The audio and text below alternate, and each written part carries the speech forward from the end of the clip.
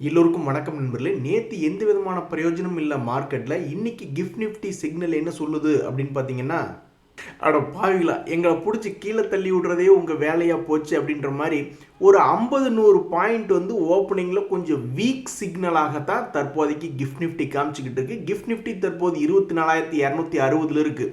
இதுவே நம்மளுடைய market close ஆனது நேற்றே 24,326. ஸோ தற்போதைய கிஃப்ட் நிஃப்டி சிக்னல் என்ன சொல்லுதுன்னா, ஓப்பன் ஆகிறதே கொஞ்சம் வீக்காக இருக்கிற மாதிரி தான். அந்த வீக் ஆனதுக்கப்புறமும் லேசாக கொஞ்சம் சிறிய இறக்கம் தான் அப்படின்ற மாதிரி தான் தற்போதைய கிஃப்ட் நிஃப்டி சிக்னல் நடந்துக்கிட்டு இருக்கு. நேற்றைய மார்க்கெட்டில் பார்த்தீங்கன்னா நண்பர்களே, ஒரு உருப்படியான லோ என்பது காலையில் ஒரு 10 மணிக்கு செட் பண்ணியிருந்தது. இதுக்கப்புறம் மறுபடியும் அதே லோ வரும்பொழுது சரி வால்டலிட்டியாக இருக்குமோ அப்படின்னு சில பேர் என்ட்ரு ஆகிருந்திருப்பாங்க. அவங்களுக்கு மட்டும் இன்ட்ராடேயில் ஒரு 100 பாயிண்ட் பக்கம் மேலே போயிருக்கு மார்க்கெட். அதாவது பார்த்தீங்கன்னா இப்படி தான் இருந்திருக்கும் மார்க்கெட். நேற்று ஓப்பன் ஆன உடனே அவன் என்ன பண்ணியிருப்பான், ஃபஸ்ட்டு ஒரு லோ என்பது செட் பண்ணிடுச்சு மார்க்கெட். இந்த லோவில் இருந்து சிறிய அளவில் மறுபடியும் மார்க்கெட் மேலே ஏறி இருக்கு. அப்போ நிறைய பேர் என்ன நினச்சிருப்பாங்க, சரி ஒரு தடவை இறங்கி ஒரு தடவை ஏறிடுச்சு, அப்போ இந்த இடத்துல கீது ஏறுமோ அப்படின்ற மாதிரி இந்த இடத்துல சில பேர் என்ட்ராயிருப்பாங்க. அப்படி என்ட்ரானவங்களுக்கு மட்டும் 24,300 24,450 ஒரு 150 பாயிண்ட் ஏற்றம் நேற்று. மற்றபடி வேற ஒருத்தருக்குமே இல்லை. கீழே ஒரு இடம் இப்படி வந்துட்டு கன்ஃபார்ம் பண்ணிட்டு இந்த லோலேருந்து ஒரு இடம் ஏறி இருக்கானா, அப்போ மேலே வந்துட்டு மறுபடியும் இன்னொரு முறை மேலே போயிட்டு அங்கிருந்து செல்லிங் வந்திருந்தா மேலேயும் ஒரு முறை அவங்க ஜெயிச்சிருப்பாங்க. ஸோ நேற்று ஒரே ஒரு குரூப்புக்கு மட்டும்தான் மார்க்கெட் கீழேருந்து 150 பாயிண்ட் ஏறி கொடுத்துருக்கு. இது என்ன பிரமாதம், இதை விட ஸ்பெஷல் ஐட்டம் ஒன்று வச்சுருக்கேன் அப்படின்ற மாதிரி நீங்கள் இன்றைக்கி குளோபல் மார்க்கெட்ஸ்லாம் எடுத்து பார்த்தீங்கன்னா அவனுங்களும் நம்மளுக்கு ரெட் சிக்னல் தான் தர்றாங்க. நீங்கள் க்ரீன் சிக்னல் கொடுத்தாவே நாங்கள் ரெட்டாக தான் இருப்போம், இதில் நீங்கள் ரெட் சிக்னல் வேறு கொடுக்குறீங்களா அப்படின்ற மாதிரி இந்த கிஃப்ட் நிஃப்டி என்பது தற்போதைக்கு லேசாக வீக்காக ஓப்பன் ஆகி தொடர்ந்து இறங்கிய வண்ணமாகத்தான் தற்போதைக்கு இந்த கிஃப்ட் நிஃப்டியினுடைய சிக்னல் என்பது உள்ளது. என்னென்ன கோபமாக இருக்கியா நீ எப்போ வந்தாலும் நான் கோபமாக தான்டா இருப்பேன் அப்படின்ற மாதிரி எஃப்ஐஎஸ் நேற்றுமே எந்த விதமான பையிங் சைடு நம்ம மார்க்கெட்டில் இல்லை. 340 கோடி விற்று தான் வச்சுருக்காங்க. ஆனாலும் கவனித்து பாருங்கள் நண்பர்களே, அவங்க ஒரே பங்கை வாங்கி ஒரே பங்கை விற்று அந்த லாபம் அந்த பணத்தை அவங்க எடுத்துகிட்டு போகல. வேறு ஏதோ ஒரு பங்குகளை வாங்குறாங்க, அப்புறம் வேறு ஏதோ ஒரு பங்குகளை விற்கிறாங்க.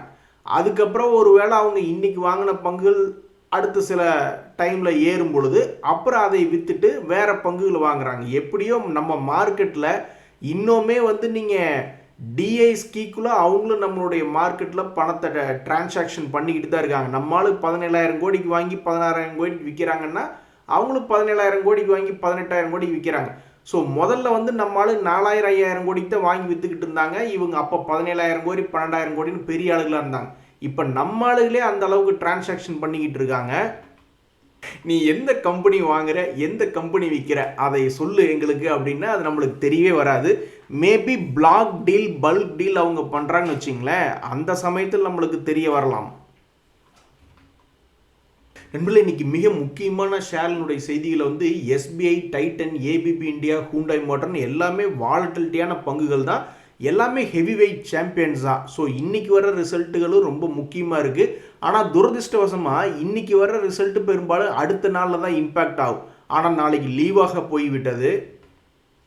அதனால் ஸ்விங் ட்ரேடர்களுடைய கான்சன்ட்ரேஷன் எல்லாமே நேற்று ரிசல்ட் கொடுத்த பங்குகள் தான் இருக்குது. அவங்களுக்கு 5 நிமிஷத்துக்கு மேலே என்ன வேலை, அவங்கள பொறுத்த வரைக்கும் ஸ்விங் ட்ரேடர்ஸ்க்கு இன்ட்ராடேக்கு 5 மினிட்ஸ் கேண்டில் அப்படின்னு அந்த 9:15 to 9:20 என்ன ஓப்பன் ஹை லோ க்ளோஸ் வருதோ அதை மார்க் பண்ணி வச்சுக்கிட்டு அதுக்கப்புறம் தான் அவங்களுடைய வேலையை அடுத்த நாளுக்கோ அல்லது அதே நாளுக்கோ அல்லது அடுத்தடுத்த நாட்களுக்கோ இன்றைக்கி எந்த தேதியில் நியூஸ் வந்துச்சோ அந்த தேதிக்கு மார்க் பண்ணி வச்சுக்கிட்டு மேலே போகுதா கீழே வருதா அப்படின்னு வாட்ச் பண்ணுறது அவங்களுடைய வேலை.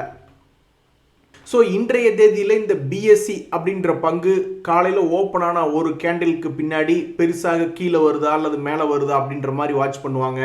அதே மாதிரி இந்த பயோகான் இவனும் பயங்கரமான வால்டிலிட்டி. ஆனால் இது போன்ற பங்குகளில் என்ன ஆகும் அப்படின்னு பார்த்தீங்கன்னா, அவன் தெளிவாக ஒரு 9:15 ஒரு கேண்டில் போடுவான். சில ட்ரேடர்கள் வந்து மேலே போகிறத பார்த்துட்டு சரி ஓகே மேலே போகிறத பற்றி யோசிப்பாங்க, அப்படியே கீழே குப்புற விழுந்துருவான். அட பாவி மகனே அப்படின்ட்டு மறுபடியும் சரி கீழே போகிறானே அப்படின்னு சொல்லிட்டு கீழே அவங்களுடைய பொசிஷன் ஓப்பன் பண்ணுவாங்க. அப்படியே திரும்பி மறுபடியும் 9:15 கேண்டிலுக்கு மேலே போயிடும். இந்த மாதிரி கொலப்ரேஷனாக இருக்கக்கூடிய பல பங்குகளினுடைய விலை நகர்வை வந்து தவிர்த்துட்டோம்னாவே பல ஸ்விங் ட்ரேடர்கள் ஜெயிச்சுறாங்க. ஸ்விங் ட்ரேடரில் பொறுத்த வரைக்கும் ஒரு கேண்டில் பிரேக் அவுட் பண்ணிட்டானா அப்படியே போய்கிட்டே இருக்கணும். இந்த பிஎஸ்சி அப்படி தானே பண்ணியிருக்கான். நேற்றைய தேதியில் பாருங்க, நேற்று 9:15 நேற்று 9:15க்கு ஒரு கொஞ்ச நேரம் எந்த விதமான மூவ்மெண்ட்டும் இல்லாமல் சத்தம் இல்லாமல் அப்படியே ஒரே இடத்துல உட்காந்துக்கிட்டே இருக்கான். அப்புறம் அந்த 9:15 கேண்டில் வந்து அவன் கிராஸ் பண்ண இடம் 12 மணி. 12 மணிக்கு 3925லேருந்து ஏற ஆரம்பிச்சுவேன். நேராக அப்புறம் 3981 போய் நின்றுருக்கான், எந்த கன்ஃபியூஷன் இல்லாமல். ஆனால் இந்த பயோகான் ஷேரை பாருங்கள், இதில் அந்த மாதிரி யாராவது போகணும்னு நினச்சி போயிருந்தா அவன் என்ன பண்ணியிருக்கான், காலையில் ஒரு இடம் பிரேக் அவுட் ஆகிருக்கான். சரி மேலே போயிடுவான்னு நினச்சி உள்ளே போயிருப்பாங்க. அப்புறம் பார்த்தா அவன் கீழே வந்து மறுபடியும் கீழே போகிற மாதிரி காமிச்சிருக்கான். சரின்னு கீழே போயிருப்பாங்க. அப்புறம் டேய் குழப்பம்டா நீ. அதாவது இந்த பங்குல தான் நீங்கள் போய் ஸ்விங் ட்ரேடர் சிக்கணும் அப்படின்னு ஏதாவது ஒரு பங்கு அன்னைக்கு இருந்துன்னு வச்சிங்களேன், நீங்களும் கரெக்டாக அதில் கொண்டு போய் காலை எடுத்து வச்சிங்கன்னா உங்கள் ஸ்டாப் லாஸை தூக்கிட்டு போயிடும். அதனால தான் பல ஸ்விங் ட்ரேடர்ஸ் ஜெகஜால கில்லாடியாக இருப்பாங்க. ஒரு 1.5% மேலே அல்லது 0.5% மேலெல்லாம் ஸ்டாப் லாஸ் வைக்க மாட்டாங்க. இப்போ நீங்கள் ட்விட்டரில் பார்த்துட்டு இருக்கக்கூடிய இந்த மனஸ் அரோரா அப்படின்ற ஒரு மிகப்பெரிய ஒரு ஸ்விங் ட்ரேடரில் கில்லி.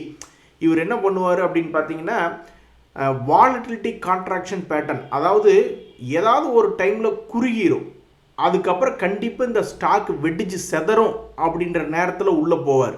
அப்படி போகும்போது சும்மா 0.5%, 1/4%, 1.5% இப்படி தான் அவருடைய ஸ்டாப் லாஸ் என்பது இருக்கும்.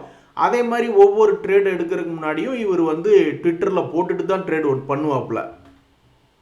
ஸோ இப்பேற்பட்ட இந்த மனசோரா அப்படின்றவர் வந்து என்ன ஸ்ட்ராட்டஜி உபயோகப்படுத்துகிறாரு, எப்படி பண்ணுறாரு அப்படின்றது எல்லாமே வீடியோக்கெலாம் போட்டுக்கிட்டே இருப்பார். அதே மாதிரி அப்பப்போ எக்ஸ்பிளைன் பண்ணிக்கிட்டே இருப்பார்.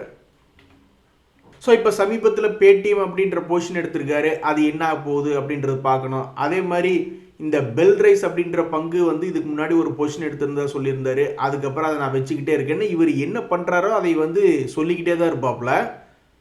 ட்விட்டர்லாம் 1000 பேர் ஃபாலோ பண்ணுறதே பெரிய விஷயம். இதில் வந்து இவர் வந்து லட்சக்கணக்கான ஃபாலோவர்ஸ் அப்படின்றது வச்சுருக்காப்புல. அது மாதிரி தான் நண்பர்களே, இந்த கரூர் வைசியா பேங்க் அப்படின்றதும் நேற்று வந்து ரிசல்ட் கொடுத்துருக்கு. ஸோ இந்த பங்குலேயே என்ன மூவ்மெண்ட் ஆகும், 9:15 கேண்டில் போட்டதுக்கப்புறம் இவன் ஏதாவது ஒரு சைடு பெருசாக மூவ்மெண்ட் வருமா அப்படின்னு பல ஸ்விங் ட்ரேடர்கள் வந்து வாட்ச் பண்ணிக்கிட்டு இருப்பாங்க. அதே மாதிரி இன்னொரு முக்கியமான பங்கு ரிசல்ட் கொடுத்ததுக்கப்புறம் வாலட்டிலிட்டியாக இருக்குமா அப்படின்னு பார்க்கக்கூடிய பங்குகளில் இந்த அக்மி சோலார் அப்படின்ற பங்கு இருக்குது. ஸோ இதுதான் இந்த ஓப்பன் ஹை லோ க்ளோஸ் சம்மந்தப்பட்ட செய்தி. ஆக மொத்தம் கிஃப்ட் நிஃப்டி நீ எங்களுக்கு நல்லது பண்ணல, நீ கொடுக்கக்கூடிய சிக்னல் ஒரே ரத்த பூமி சிக்னலாக கொடுத்து வச்சிருக்க. மார்க்கெட்டில் சந்திப்போம். நன்றி, வணக்கம்.